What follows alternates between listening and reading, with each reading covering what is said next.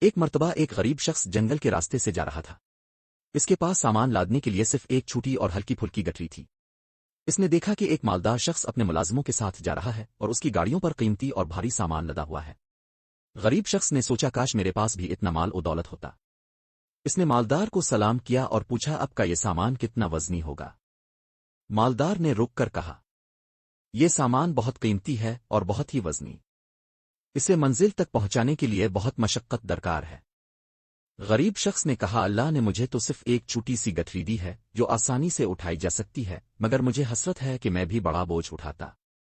مالدار نے مسکرا کر کہا تم خوش قسمت ہو، یہ دنیا کا سامان ہے، جتنا کم ہوگا قیامت کے دن حساب دینا اتنا ہی آسان ہوگا۔ جب ہم سب اللہ کے حضور پیش ہوں گے تو اصل وزن ہماری نیکیوں کا اور ہمارے گناہوں کا ہوگا، نہ کہ دنیا کے مال کا۔ یہ سن کر غریب شخص کو سکون ملا اور اس نے اپنی چھوٹی گٹری کو اللہ کا شکر ادا کرتے ہوئے مزید آسانی سے اٹھا لیا۔